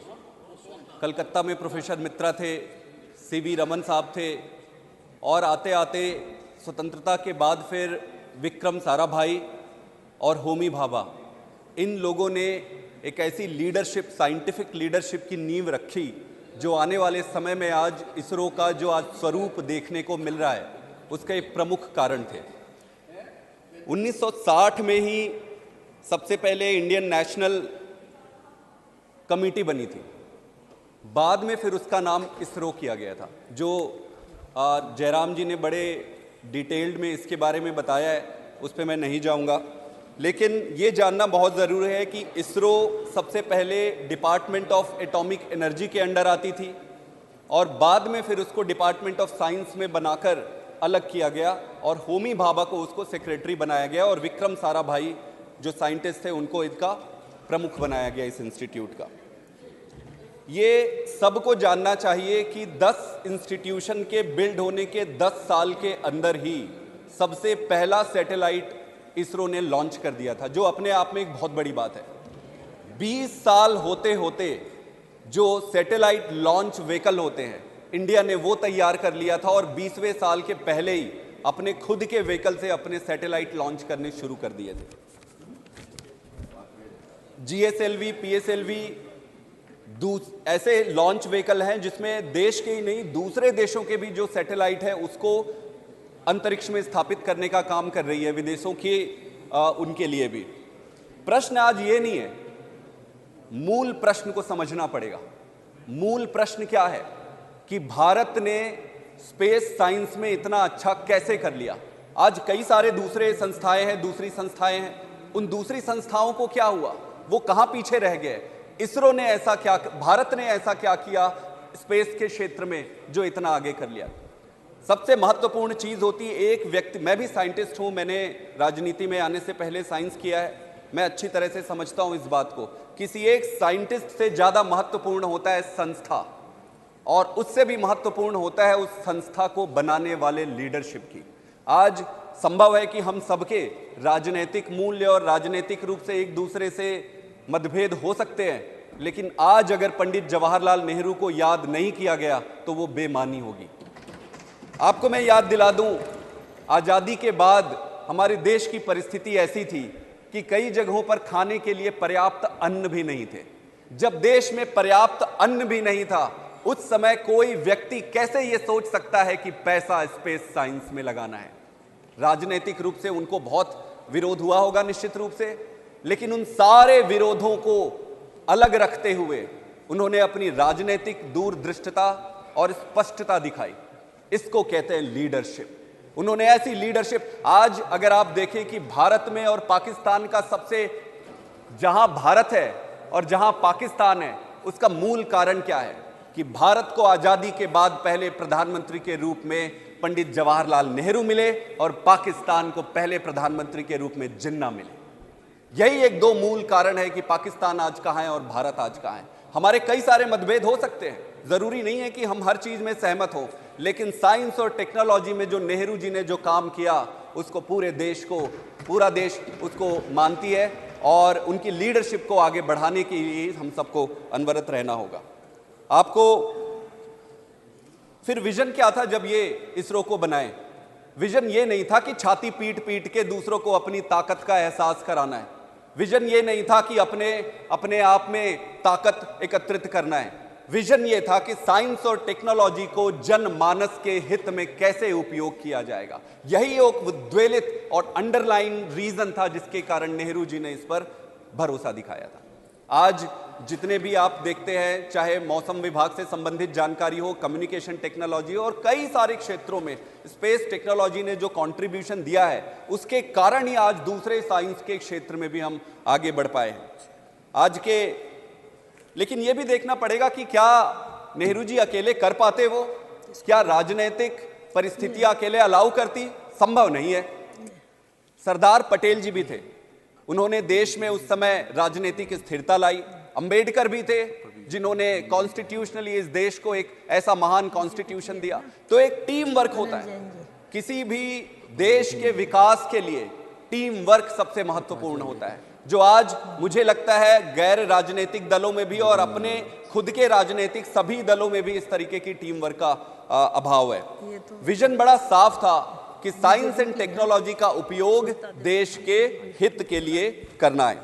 एक और महत्वपूर्ण चीज है, नींव का पत्थर अगर सीधा लगता है तो बाकी के पत्थर भी सीधे लगते जाते हैं और दीवार सीधी होती है। अगर नींव का पत्थर ही टेढ़ा लग जाए तो कोई कोशिश कितनी भी कर ले, दीवार फिर सीधी नहीं होती है। इसलिए हमारे पॉलिटिकल लीडर्स की, जिनमें नेहरू जी तो शामिल थे ही, उसके बाद इंदिरा गांधी जी ने भी बहुत कंट्रीब्यूट किया, फिर अटल बिहारी वाजपेयी जी ने भी जो कंट्रीब्यूशन दिया वो अभूतपूर्व था। आप सबको पता होगा कि चंद्रयान पहला जब चाइना ने अपनी एक स्पेस टेक्नोलॉजी लॉन्च की, तब अटल बिहारी जी ने इसरो के साइंटिस्ट को यह कहा था कि भाई इसका कुछ करो, हमें भी कुछ इस पे अच्छा करना है। तब जाकर चंद्रयान प्रथम की परिकल्पना की गई। चंद्रयान प्रथम, चंद्रयान द्वितीय और फिर जाकर चंद्रयान तृतीय की उत्पत्ति हुई और उस पर सफलता मिली। कहने का यह मतलब है कि एक इस पूरे देश की कलेक्टिव लीडरशिप ने एकजुटता दिखाई और स्पष्टता दिखाई कि हमें इस दिशा में अग्रसर रहना है। यह भी इंपॉर्टेंट चीज है, कोई भी देश आप देख ले जो विकसित है, ऐसा क्या कारण है कि देश विकसित है और ऐसा क्या कारण है कि कुछ देश अविकसित है या विकासशील है? उसका प्रमुख कारण यही है कि जिन जिन देशों में राजनीति देश के मुद्दों पर नहीं खेली जाती है, वही देश आगे बढ़ता है। कोई भी पॉलिटिकल पार्टी तो आते रहेंगे, आज एक पॉलिटिकल पार्टी, कल दूसरी आएगी, कल तीसरी आएगी, फिर कल चौथी आएगी। प्रश्न यह है कि देश से संबंधित मुद्दों पर राजनीति होनी चाहिए। जो भी देश आज विकसित है वो ऐसे मुद्दों पर राजनीति नहीं करते। जैसे मुझे प्रसन्नता है कि इस मुद्दे पर स्पेस टेक्नोलॉजी में सभी राजनीतिक दलों ने, आज तक भी प्रधानमंत्री ने जो कहा, सभी ने अपनी एकजुटता दिखाई है। इसलिए अगर विकसित देश बनना है तो नारे देने से काम नहीं होगा, सिर्फ स्लोगनियरिंग करने से काम नहीं होगा। विकसित अगर बनना है तो उसके लिए उस तरीके की व्यवस्था बनानी पड़ेगी। हम जब भी बात करते हैं ऊपर ऊपर की बात करते हैं, हम ये कर देंगे, वो कर देंगे, फलाना ये हो जाएगा, वो हो जाएगा, लेकिन कैसे होगा? कैसे होगा? कैसे होगा? जब तक आप आधारभूत चीजों पर डेलिब्रेट नहीं करेंगे, व्यवस्था नहीं बनाएंगे, चीजें आगे नहीं बढ़ सकती है। दूसरा प्रश्न यह उठता है कि बहुत सारे इंस्टीट्यूशंस है, डीआरडीओ है, आईआईटीज है, आईआईएम्स है, बहुत सारे रीजनल इंजीनियरिंग कॉलेजेस हैं, बहुत सारे हमारे देश में मुझे लगता है सबसे ज्यादा सरकारी रिसर्च वाले इंस्टीट्यूशंस है। ऐसा क्या कारण हुआ कि इसरो विकसित हो गया और बाकी के इंस्टीट्यूट, भाई पॉलिटिकल लीडरशिप तो उस समय भी थे, सबके लिए समान थे, फिर इसरो ही विकसित हुआ और बाकी के इंस्टीट्यूशन क्यों नहीं हुए? उसका एक बहुत महत्वपूर्ण कारण यह भी था कि साइंटिफिक लीडरशिप भी इंपॉर्टेंट होता है। इसरो के लिए, इसरो को जो लीडर मिले विक्रम साराभाई के रूप में और होमी भाभा के रूप में, उनके साइंटिफिक लीडरशिप ने भी जो नींव का पत्थर रखा, उसके कारण इसरो आज यहां तक पहुंची। आप एक चीज और देखिए, वर्क कल्चर किसी भी इंस्टीट्यूशन के लिए सबसे महत्वपूर्ण होता है। अगर उस इंस्टीट्यूशन का वर्क कल्चर सही है तभी इंस्टीट्यूशन आगे बढ़ेगा। अगर वर्क कल्चर खराब हो गया तो चाहे आप चले जाओ, मैं चले जाऊं, दुनिया का कोई भी व्यक्ति चला जाए, ना उसको इधर कर सकता है ना उसको उधर कर सकता है। वर्क कल्चर को ठीक करना पड़ेगा। तो वर्क कल्चर में ऐसा क्या हुआ इसरो में? इसरो में जहां तक मेरी थोड़ी समझ है, मेरे कई सारे मित्र भी वहां पे काम करते हैं, वहां पर डिलीवरी बेस्ड टारगेट्स होते हैं। डिलीवरी बेस्ड टारगेट होते हैं। वहां पर मेरिटोक्रेसी पे सबसे ज्यादा ध्यान दिया गया है। भाई आप साइंटिस्टों की जब भर्ती करते हो, साइंटिस्टों को लेते हो, तो जिस तरीके से आप उनकी भर्ती करते हो, जो मानसिकता है वो आधार बनाती है। तो इसरो की जो वर्क कल्चर है वो बहुत सर्वोत्तम है हमारे देश में। अब प्रश्न ये उठता है, ये तो जान गए कि इसरो का ठीक है, लेकिन क्या उस वर्क कल्चर को दूसरी संस्थाओं में लाने का हमने प्रयास किया है? क्या हमने कभी ऐसी कमेटी बनाई है कि हम बाकी के दूसरी जो सरकारी संस्थाएं हैं वो क्यों फेल हो रही है? मैं फेल हो रही है नहीं कहना चाहूंगा, लेकिन अगर आप उम्मीद से कम परफॉर्म करते हो तो हमें उसको फेल मानना पड़ेगा। क्या आपने ये सोचा है कि हमारे देश में कितने सरकारी रिसर्च के इंस्टीट्यूशन है, उसको कितनी फंडिंग जाती है, और फंडिंग के हिसाब से कितने साइंटिस्ट है, क्या आउटपुट है? बहुत सारे ऐसे इंस्टीट्यूशन है जहां पे आउटपुट बिल्कुल जीरो है, फिर भी वो चले जा रहा है। सरकारी, हमारे गांव में ये कहा जाता है कि सरकारी नौकरी बहुत अच्छी होती है। आप पूछोगे कि भाई सरकारी नौकरी में क्या है, तो वो कहते जी वहां काम करना नहीं पड़ता है। मैं गलत कह रहा हूं, हो सकता है मैं कई लोगों से, आप मेरे से असहमत हो, लेकिन सरकारी संस्थाओं की यह परिस्थिति हो गई है कि उसको अब ऐसा जगह माना जाता है कि वहां पे काम करना नहीं पड़ेगा।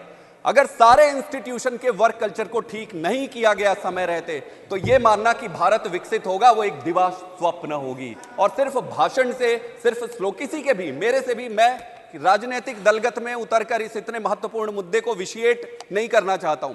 आप वर्क कल्चर को ठीक करना पड़ेगा और इसके लिए सबको मिलकर काम करना पड़ेगा। मैं आईआईटी में, कैम्ब्रिज, ऑक्सफोर्ड, एमआईटी में पढ़ने के बाद मैं आईआईटी में प्रोफेसर था, मैं भी साइंटिस्ट था। साइंटिफिक जो फंडिंग है वो धीरे धीरे कम होती जा रही है। मैं मान सकता हूं कई सारी परिस्थितियां होंगी अलग अलग, वही तो लीडरशिप का परिचायक होता है। जब आपको कष्ट होता है, जब आपके पास कम पैसे होते हैं, तो कम पैसों में आप किसको कितना फंड करते हो और आपकी प्रायोरिटी क्या है, वही दर्शाता है कि लीडरशिप क्या है। जब आपके पास पूरे पैसे हैं, पर्याप्त पैसे हैं, तो सबको बराबर बांटना ये कोई बड़ी बात नहीं है। प्रश्न यही उठता है कि हम साइंटिफिक फंडिंग्स को धीरे धीरे क्यों काटते जा रहे हैं? हमें बैठना पड़ेगा, हमें सोचना पड़ेगा और इसको दलगत राजनीति से ऊपर उठाना पड़ेगा कि कोई भी सरकार आए, कोई भी पार्टी आए, इन सब पर राजनीति बिल्कुल नहीं होनी चाहिए। सबसे महत्वपूर्ण प्रश्न है कि हम बार बार ये कहते हैं कि ब्रेन ड्रेन हो रहा है, ब्रेन ड्रेन हो रहा है। मैं भी था विदेशों में 9.5 साल, 10 साल तक मैं बाहर था। मेरे मस्तिष्क में ये क्लियर था कि मुझे भारत में आना है और जो मर्जी हो जाए मैं अपने देश के लिए काम करूंगा। लेकिन मेरे से भी अच्छे साइंटिस्ट हैं जो मेरे से भी ज्यादा अच्छा कर सकते हैं, वो विदेशों में रुके। उनमें से कई वापस आए, कई वापस आके चले गए। चेयरमैन सर वापस आके चले गए। मैं आपको एक उदाहरण देता हूं। जब आप विदेश से अच्छी पढ़ाई करके साइंटिस्ट बन के यहां आते हो, साइंटिस्ट बनने के बाद आप क्या चाहोगे? भाई उसे लेबोरेटरी चाहिए। बिना लेबोरेटरी के साइंटिस्ट वैसे ही होता है जैसे बिना पानी के मछली और बिना भाषण का नेता। साइंटिस्ट को आप 2-2, 3-3 साल बिना लेबोरेटरी के अगर आप छोड़ दिए, तो साइंटिस्ट 2 साल में उसके काम करने की चेष्टा, उसकी सारा साइंस सब धरा का धरा रह जाता है। फिर 2 साल के बाद वो एक सरकारी नौकर बन जाता है। 2 साल बाद सिर्फ उसकी ये टेंशन रहती है कि मेरे को नौकरी कैसे बचानी है, प्रमोशन कैसे मेरा हो जाए, जैसे तैसे जुगाड़ तुगाड़ करके काम कर लो, काम करके भाई प्रमोशन हो जाए, तनख्वाह तो फिक्स है। मैं किसी के विरुद्ध नहीं कह रहा हूं, मैं वर्क कल्चर की बात कर रहा हूं। तो एक तो कोई वैज्ञानिकों के लिए आपको बेसिक मूलभूत जो सुविधा है वो करानी पड़ेगी। अगर आप ये नहीं करा पाते, अगर हम ये नहीं करा पाते हैं, तो ये सोचना कि देश विकसित होगा, ये दिवा स्वप्न होगा। हम वहीं के वहीं बैठे रहेंगे और ताली बजाते रहेंगे। एक और चीज है मेरिटोक्रेसी। मुझे यह लगता है कि साइंस, विज्ञान, साइंटिस्ट का रिक्रूटमेंट, इनको अपने देश में लाना, यहां पे उनको अच्छे तरीके से प्लेस करना, ये सबकी जिम्मेदारी होती है। अगर हम अच्छे साइंटिस्ट लाकर उनको रिटेन नहीं कर पाए, अच्छे वर्क कल्चर नहीं दे पाए, तो मुझे लगता है सारी सेलिब्रेशंस बेमानी होगी। हमने एक इसरो तो बना लिया, लेकिन सवाल एक इसरो होने से पर्याप्त नहीं है। हमें अपने देश को अगर विकसित बनाना है, तो सारे सरकारी इंस्टीट्यूशन और प्राइवेट इंस्टीट्यूशंस में वर्क कल्चर को ठीक करना पड़ेगा। और ये ऑटोमेटिक नहीं होगा, इसके लिए पॉलिटिकल, हर चीज में हमें लगता है कि यार इस पे पॉलिटिक्स मत लाओ, इस पे पॉलिटिक्स मत लाओ, लेकिन अगर पॉलिटिक्स नहीं लाओगे तो कुछ सुधरने वाला नहीं है। इसलिए पॉलिटिक्स लेकर आओ, लेकिन अच्छी पॉलिटिक्स लेकर आओ। अच्छी पॉलिटिक्स लेकर आना है, हम सबको लेकर आना है, अच्छे इंस्टीट्यूशन बनाना है। एक बार फिर मैं बधाई देता हूं इसरो के साइंटिस्ट को और देश के उन सभी साइंटिस्ट को जो कम सुविधा के बावजूद इतना प्रयास कर रहे हैं। और मैं उम्मीद करता हूं कि ऐसे चीजों पर दलगत राजनीति से ऊपर उठकर देश हित में ऐसे काम करें जो भारत को, भारत माता को विकसित और सर्वोच्च बनाए। बहुत बहुत धन्यवाद। डॉक्टर जितेंद्र सिंह।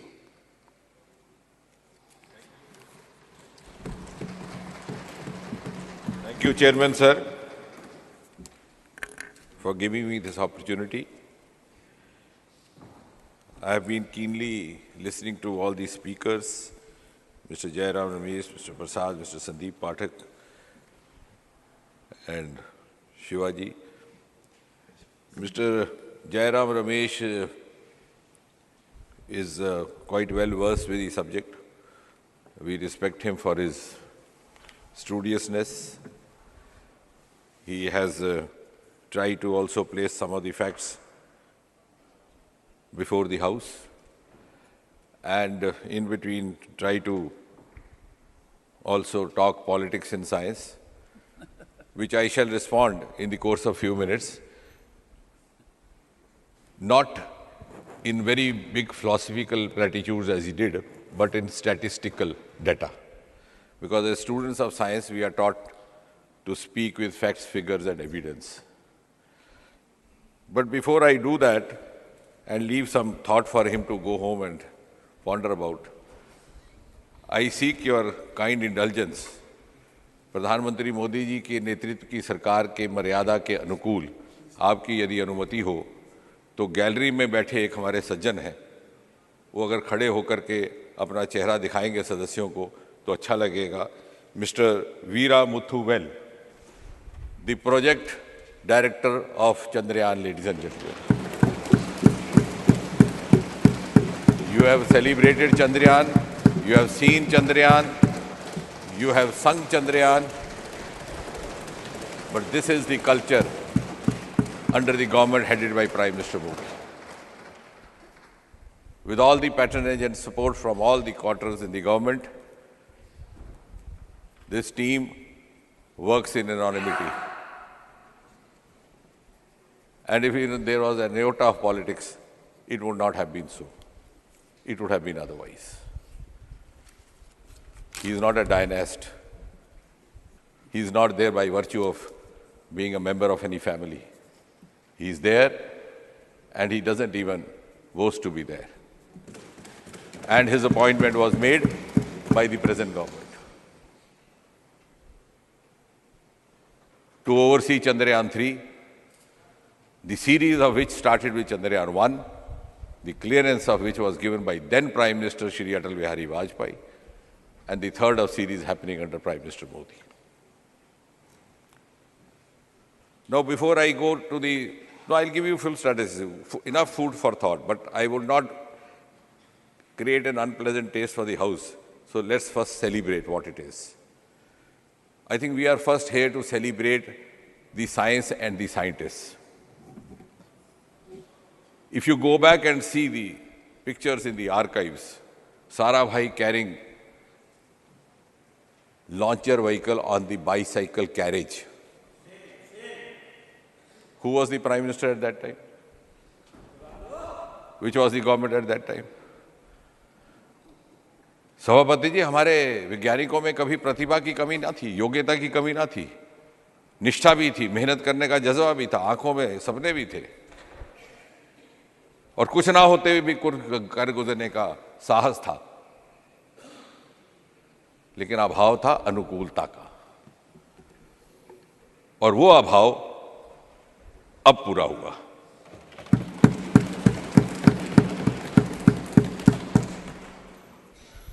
ये ठीक कहा गया। अब ये जो आंकड़े बताए गए, this is part of the history, I don't think we have to repeat it, everybody is familiar. You don't even need a crorepati question for this. Everybody knows it started in 1962. It began in 1969. You had the ISRO. All that has been given. What is important is that when we started our program in the early and mid-60s. On the one hand, you had Sarabhai, devoid of transport. And on the other hand, you had Soviet Union and United States preparing to land a human being on the surface of moon. So that was the gap, that was the difference and the distance between the two. And still, this group of young scientists had that courage. Now, what has happened which has led to this quantum leap? Something might have happened. कोई जादू की छड़ी आ गई। अभी हमारे मित्र कह रहे थे कि वैज्ञानिकों को पैसा नहीं दिया जाता, प्रोत्साहन नहीं दिया जाता। उसकी भी मैं बात करूंगा एक एक करके। शायद कुछ एक हाल ही के दस्तावेजों से वो परिचित नहीं है। कुछ तो ऐसा हुआ होगा that we started meeting success now and not then. 3 generations later. इन्होंने कहा कि this is not a military program. ठीक कहा जयराम जी ने, and he complimented for not making it a military program. The question then is, if it was not a military program, then why were the civilians debarred from entering into the premises of Sriharikota? And this? You had regimented it. It is for the first time that the gates of Sriharikota have been unlocked in 2020.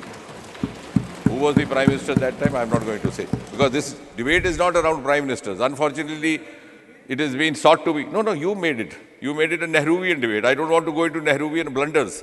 I am not going into that at all, because I said, with all honesty, we'll talk in facts, figures, on the basis of evidence. We don't even need to name the Prime Minister. I am not naming anybody. But this happened only in 2020. At the time of launching of Chandrayaan, Chairman Sir, there were thousand media persons right at the site watching it with their naked eye. Somebody tweeted from that side, I don't know whether it was Jairam ji himself, कि what is the difference, क्या बड़ा हो गया?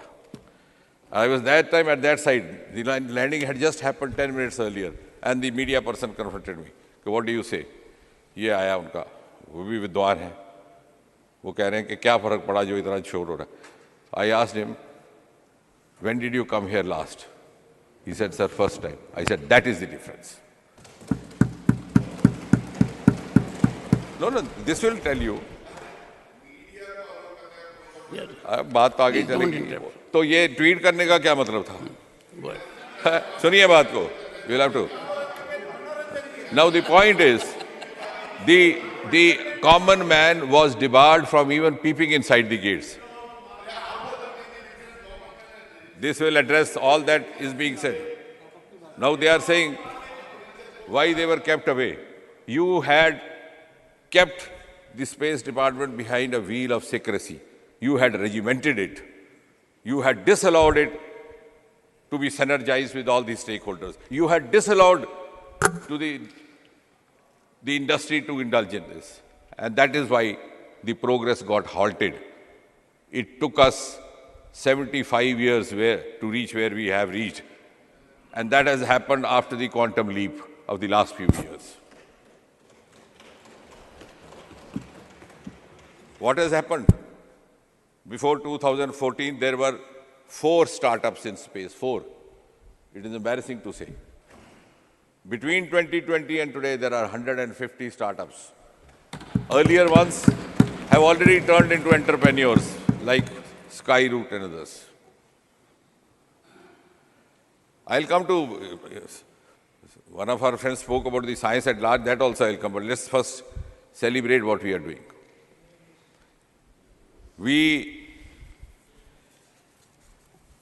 Then it was said,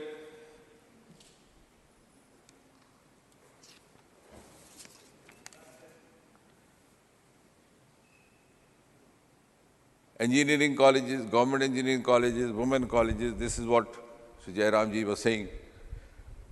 And he was saying, why you celebrate 5 IITs only? Thank God we celebrate. These were created by Nehru. But we have never said that our scientists are only from IITs. Even today, the gentleman I have introduced is not from IIT. None of them. And we have also celebrated women scientists, while Mr. Veera Muthul is the project director, the joint director is Kalpana. And of course, for Aditya, as T. Shivaji rightly mentioned, Nijar Sharji from Tamil Nadu.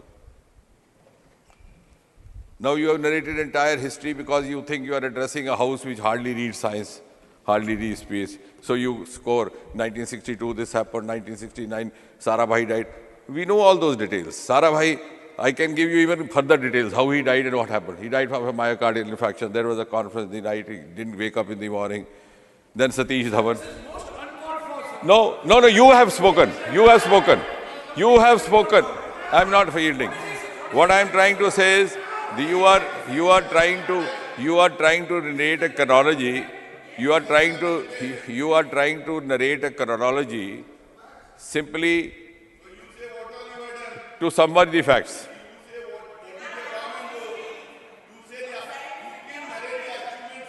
I'm coming to that. Never from the seat like this. I didn't interrupt. Please, no, I don't give you floor. No, I'm not yielding and I didn't Please interrupt. take your seat. Please continue. No. Don't come in defense of Jairam. Jairam is nothing will go on record.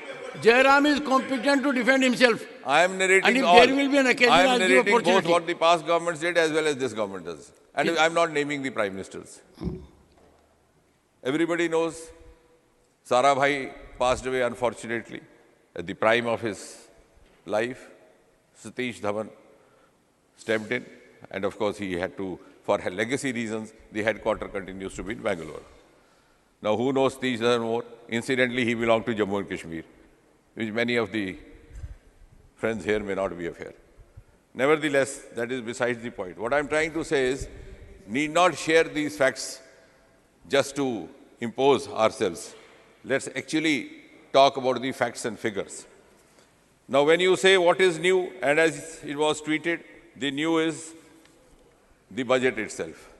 I'm going to come to the funding as a whole, but if you see only the government budget, if you see the space budget alone, there is a 142% increase in the last 9 years. The budget of Department of Space in 2013-14 was 5,168 crore and 96 lakh. You can check, verify. The budget in 2023-24 for Department of Space is 12 crore 5,043 crore 91 lakh, nearly 13,000 crore, almost 3 times increase. Now for the friends who were generalizing, saying what is the science budget, I can give you individually. Overall, if you see all the science departments, the total budget in 2013-14 was 21,025 crore. This year, it is 57,303 crore and 69 lakh. I'm not going to the other departments of science because, for example, even in atomic energy, somebody was referring to atomic energy. It was 7,561 crore in 2013-14, and it is now up 3 times, 25,078 crore. 49.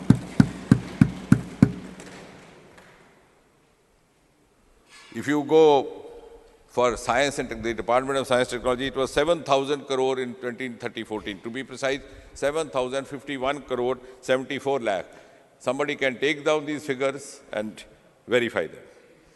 In 2023-24, it is more than twice, 16,361 crore and 41 lakh. Now what more in funding? Our friend who claimed to be a scientist was bemoaning this. What earlier governments did not do and what this government has done.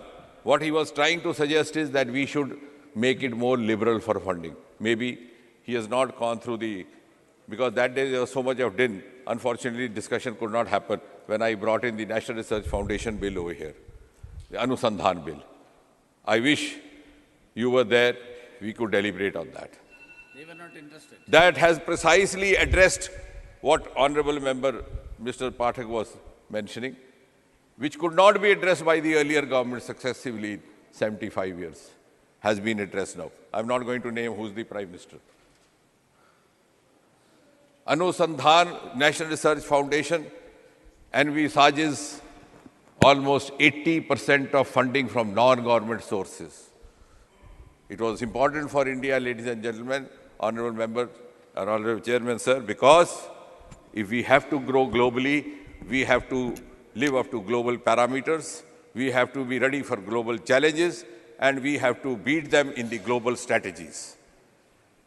America already had a foundation. I'm sure he must be aware, claiming that he is scientist from abroad. The National Research Society. Some of the European countries had, like Germany. Why didn't we have? Why did we have to wait 14 prime ministers? Why we waited for 14 prime ministers? Who will answer this? And this is all based on facts and figures. You can check it. Today, we have National Research Foundation in the form of... We will resume at 2 p.m. The House stands adjourned to meet at 2 p.m. today.